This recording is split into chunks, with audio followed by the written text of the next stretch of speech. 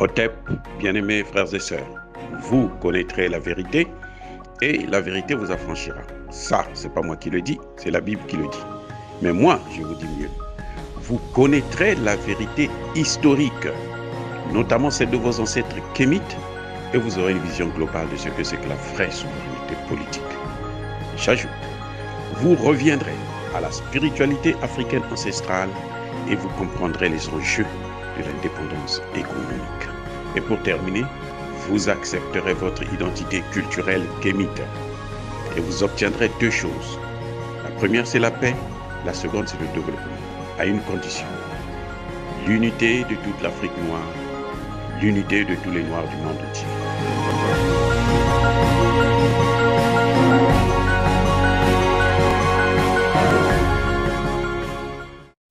Otep à tous. Bienvenue sur la chaîne des panafricanistes par essence, par conviction et par excellence. Celle des citoyens kémites par nécessité et obligation de combat. Nous sommes une chaîne qui n'est guidée que par nos ancêtres et rien que par les ancêtres qui appartiennent à l'égrégore du monde noir. Par conséquent, nous ne croyons en aucun Dieu venu de l'étranger. Toutefois, cette vidéo n'est aucunement destinée à inciter à la haine ou à la violence, car notre combat est d'abord et avant tout spirituel, ensuite politique, géopolitique et géostratégique contre l'impérialisme, le colonialisme, le néocolonialisme et l'endocolonat, sur la base du principe que nous avons hérité de nos ancêtres, qui est celui de la Mahat, c'est-à-dire vérité et justice. Vous êtes donc en droit de connaître la vérité et nous avons l'obligation de vous dire la vérité, rien que la vérité, afin que justice soit rendue à l'Afrique. C'est dans cette lancée que nous apportons, dans ce domaine que nous apportons notre modeste contribution dans cette noble lutte en faveur de la souveraineté, la dignité et l'unité africaine. Et ça, c'est le panafricanisme. Bien-aimés frères et sœurs, je vais vous parler de l'échec du passage du Premier ministre malien Choguel Kokala Maïga devant le Conseil national de la transition. À mon avis, j'ai écouté ce discours avec beaucoup d'attention. J'ai écouté les questions qui ont été posées au Premier ministre malien. C'est quelqu'un que j'aime bien, que j'apprécie beaucoup, mais l'honnêteté intellectuelle oblige. En tant que docteur, je ne veux pas me cacher derrière la personnalité, la haute personnalité de l'individu, ou l'amour que j'ai, le respect que j'ai pour l'homme, pour ne pas dire ce qu'il faut dire, la vérité. Monsieur Choguel a échoué devant le CNT. Tout ce qu'il a dit là, c'est du baratin. L'essentiel, il ne l'a pas dit. Et pourtant, il pose le problème. Il pose la problématique très bien. Mais il n'apporte pas de solution à cette problématique. À mon avis, en tant que docteur en sciences politiques, spécialiste de la prévention des conflits, mais aussi spécialiste de la résolution et de la justice transitionnelle, c'est-à-dire une justice de réconciliation des populations qui se sont affrontées, qui se sont divisées, qui se sont fracturées. Je dis, le Premier ministre Choguel a échoué. Tant pis pour ceux qui pensent le contraire. Tant pis pour ceux qui vont me critiquer. Je dis, il a échoué. Pourquoi? Parce que M. Choguel a posé le problème. Il dit, on ne va jamais transiger. On ne va jamais négocier. On ne va jamais reculer devant la souveraineté de l'État malien. Et je suis d'accord avec lui sur ce point, à 100%, peut-être même à 200%. Parce que le combat que nous menons en tant que panafricanisme, c'est le combat des souverainistes, c'est le combat de la souveraineté des pays africains, c'est la forte souveraineté du continent africain. Donc je suis d'accord avec lui quand il pose le problème. Je ne suis pas d'accord avec lui, avec la solution qu'il apporte. Il vous a tout dit. On a investi tant, on a fait ceci, on a introduit plusieurs femmes. Tout ça là, ce n'est pas la souveraineté. Vous pouvez même avoir plus de femmes que d'hommes dans un gouvernement, ça ne veut absolument rien dire, ce n'est pas la souveraineté. C'est important, très bien. Mais ça, ce sont des problèmes que nous connaissons avant les autres. Parce que dans nos régimes anciens, dans l'Égypte ancienne, dans la Nubie, il y avait déjà des femmes qui gouvernaient. La première femme, premier ministre au monde, est née en Afrique. Ça a commencé en Afrique. Et même lorsque le mari était un grand leader, était un roi, il avait toujours besoin de l'avis de la femme. C'est pour ça que vous allez voir que jusqu'à tout récemment, il y avait des gouvernements qui ne pouvaient pas nommer à des postes importants des célibataires. Si vous n'êtes pas marié, vous n'avez pas une femme, on ne vous nomme pas à un poste, par exemple, comme ambassadeur. Il y a des pays africains qui ont gardé ce système jusqu'à tout récemment. Je prends le cas du Congo-Brazzaville. C'est maintenant avec Sassou Nguesso que, bon, comme il a tout vendu, comme il a tout abandonné, comme lui veut suivre le modèle des Occidentaux, alors que le modèle des Occidentaux, il est basé sur le nôtre et puis il modifie. C'est chez eux qu'ils sont obligés de mettre des quotas pour les femmes. Chez nous, on n'a pas besoin de quotas pour les femmes. Nous savons déjà quel est le rôle que la femme joue dans le foyer. Nous savons quel est le rôle que la femme joue dans la famille. Nous savons quel est le rôle que la femme joue dans la communauté. Eh oui, et on n'a pas de complexe là-dessus. Donc, nous poser ce genre de problème-là comme étant une... Non, ça, ce sont des exigences des Occidentaux. Nous pouvons mettre les femmes, même plus de femmes. Ça, c'est notre problème à nous. Il y a des femmes qui refusent d'assumer certaines fonctions, et pourtant elles sont brillantes. Donc, ça, ce n'est pas un problème. Les investissements, on a investi pour le chemin de fer. Très bien. Je ne contredis pas. Sur ce point, je ne suis pas, contre ce que le gouvernement fait. C'est très bien. Le renforcement de l'armée, c'est très bien. Mais là où il n'a pas touché, là, ce sont les sanctions. Et là, il est sorti de la souveraineté. Parce que je vais vous dire une chose. Hein, et c'est sur ce point que je ne suis pas d'accord. Pour moi, il a échoué. Parce que le problème le plus important, c'est la souveraineté. Si le Mali a des problèmes aujourd'hui avec l'Occident, avec la France notamment, et ses alliés, c'est à cause du problème de la souveraineté. Parce que les Français veulent violer la souveraineté des Maliens. Monsieur Choguel se bat pour que cette souveraineté ne puisse pas être violée, mais il ne se donne pas les moyens. La souveraineté politique d'un État commence par la souveraineté monétaire. Je répète, la souveraineté politique d'un pays commence par la souveraineté monétaire. Fin de citation. Si vous ne contrôlez pas votre monnaie, vous ne pouvez rien faire. Vous ne pouvez pas combattre les sanctions.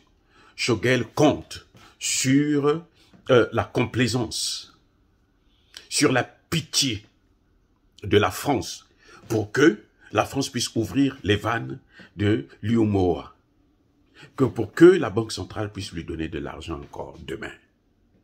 Non, non, c'est ridicule. C'est ridicule, monsieur Choguel. Parce que vous êtes en train de continuer à liquider le Mali. Sans le savoir, hein, vous avez de bonnes intentions, je ne dis pas le contraire. Mais je dis que les solutions que vous apportez sont fausses. Si les Français ont bloqué cet argent-là, votre argent, parce qu'il faut faire comprendre aux Maliens que l'argent que la Banque centrale des États de l'Afrique de l'Ouest a bloqué, c'est l'argent du Mali, c'est pas l'argent des Africains. Hein? C'est pas l'argent du Ghana, du Congo, du Sénégal ou quoi. Non, c'est l'argent du Mali qu'ils ont bloqué. Mais pourquoi ils ont bloqué ça? Où est-ce qu'ils ont eu le pouvoir de bloquer ça? Parce que cette monnaie-là, c'est la leur. Nous utilisons leur monnaie. Le CFA, là, ça ne nous appartient pas, c'est pour eux. Ce sont eux qui détiennent la planche à billets. Eh oui, monsieur Choguel, cher ami, écoutez-moi bien, mes frères et sœurs, écoutez-moi bien. Parce que quand je dis je suis contre ça, il n'a pas trouvé, il a échoué. Vous vous dites que non, mais lui, qu'est-ce qu'il a? Non, on ne peut pas être là. La complaisance est finie. La complaisance, là, c'est fini. Il vient, il ne vous donne pas, il ne vous détaille pas un plan de sortie de la zone CFA. C'est quoi ça?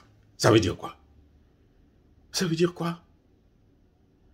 Ça veut dire quoi? Il a peur de dire ça, il fait ça en cachette, mais on va toujours savoir, franchement.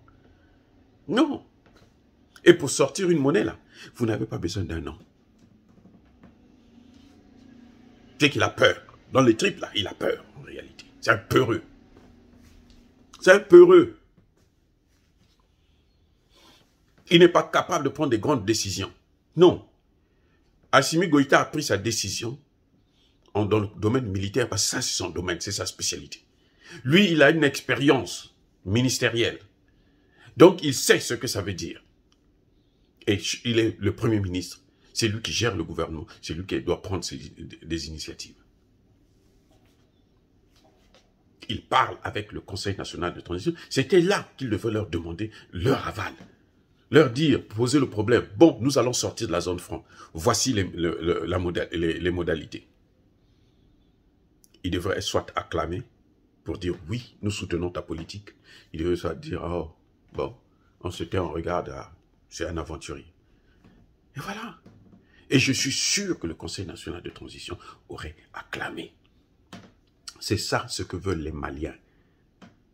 Il a échoué aussi en ce qui concerne comment vous appelez, la mission des Nations Unies. Il a dit qu'il va renouveler leur mandat. Voyons. On sait tous que les Nations Unies sont là, ce sont eux qui forment les soldats, les terroristes. On sait. Les Nations Unies étaient en Haïti. J'ai fait partie de cette équipe. J'ai travaillé là-bas pendant 5 ans. Qu'est-ce que nous avons laissé? Qu'est-ce que nous avons laissé?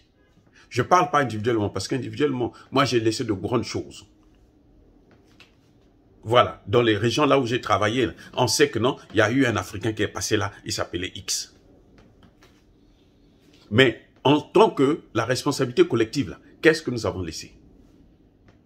Haïti aujourd'hui est livré à des gangs. C'est livré à des gangs. Et vous savez, ceux qui tiennent ces gangs-là, ce sont des ministres, des sénateurs de la République, qui ont des gangs. Ils sont là à kidnapper les gens, à piller, à faire tout le mal possible au pays. Voilà ce que les Nations Unies ont laissé. Et oui, bien-aimés frères et sœurs, quand je parle, ce n'est pas pour rien. Regardez le Congo démocratique. Les Nations Unies sont là depuis quand? Ça fait plus de 20 ans. Mais même pas.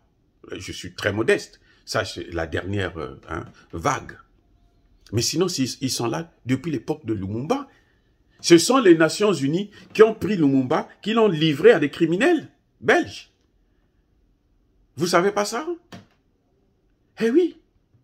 Donc, M. Kshogel, quand il vous dit, je veux refaire, je veux renouveler le contrat des Nations Unies, il y a un problème. Il sait qu'il n'est pas obligé. Parce que maintenant, là, s'il dit je ne veux pas renouveler, il aura la Russie qui va le soutenir, il aura la Chine qui va le soutenir. Eh oui. Si vous ne voulez plus vous emmerder des Français, mais il faut leur casser les pieds. Sortez de leur monnaie et débarrassez-vous de la mission des Nations Unies. Parce que disent les Français actuellement? Nous allons continuer à donner des informations à la MINUSMA. La MINUSMA, ce sont plusieurs bataillons militaires étrangers. 50 000 soldats, ils n'ont rien foutu. La paix est en train de revenir là, la stabilité est en train de revenir là, à cause de l'armée malienne et de son soutien russe. Voilà ceux qui sont en train de régler le problème. Donc les autres qui ne sont pas venus, les aventuriers là, faites-les partir. Quand ils auront un autre gouvernement, ils vont revenir. Peut-être, probablement. Mais, agissez. On voit aujourd'hui que l'œuvre du Mali est en train de s'étendre vers le Burkina Faso. Même l'armée burkinabé est en train de prendre, de la graine. Ils sont aujourd'hui prêts à suivre Assimi Goïta dans ses relations avec la Russie. Et puis on voit même dans le domaine des performances, ils sont en train de prendre, parce qu'avec l'aide de l'armée malienne. Donc soyons sérieux. Faites partir les Nations Unies. Maintenant, le Conseil national de transition, lui-même, mais ils n'ont rien compris ou quoi? Pourquoi eux, ils ne posent pas le problème réellement? Ils vont vous parler, nous, on a besoin de médicaments, nous, on a besoin... Ça, ce sont des solutions temporaires. C'est-à-dire que c'est pour un temps après, là. Quand le gouvernement là va partir, là, ça va reprendre. Mais le Premier ministre l'a bien dit. Par exemple, les dettes internes. Ce sont des dettes qui ont été payées depuis plusieurs années. Et chaque gouvernement vient et paye ces mêmes dettes. Parce qu'il y a des problèmes graves de corruption et autres. Mais excusez-moi, pour se débarrasser de tout ça, il faut bien entendu que les choses changent. Il faut sortir de la zone CFA. Parce que je veux vous rappeler une chose que je ne vous ai pas dit tout à l'heure, c'est que les terroristes là utilisent le franc CFA. C'est pas celui qui sort des banques maliennes, mais c'est celui qui vient de la planche à billets depuis la France. Coupez-leur ça. Sortez de là. Et le Mali ne sera plus obligé de déposer ses réserves en France. Ce serait une bonne leçon que vous donnerez à la France. Ne faites pas comme Touadéra. Parce que Touadéra, là, après lui, là, les choses vont repartir à la normale. C'est-à-dire que les Français vont venir encore nous coloniser, maltraiter nos enfants, violer nos filles, nos petites filles. Et c'est tout. Et tuer, la seule chose qu'ils savent faire. Et prendre nos matières premières, la seule chose qu'ils savent faire. Le Mali a le gaz, le pétrole. Les Français ne veulent pas perdre ça. Donc ils feront tout pour revenir. Mais commencez par enlever un certain nombre de choses. Les Nations Unies et puis la monnaie. Ce sont les deux choses les plus importantes. Et même le Conseil national de transition n'a pas posé ce problème-là. Et c'est grave. C'est un suicide collectif. Il est temps maintenant, Monsieur Choguel, que vous puissiez prendre vos responsabilités. Dire ça, c'est inciter à la haine ou à la violence. Non. Nous sommes une force tranquille. Nous menons un combat qui est spirituel. Et nous menons un combat qui est politique. Ça n'a rien à voir avec la violence. En revanche, j'assume tous mes propos. Yaba colère veille à ma lembe. Soyez bénis, vous tous qui m'écoutez, par le Dieu des Kémites. J'ai dit.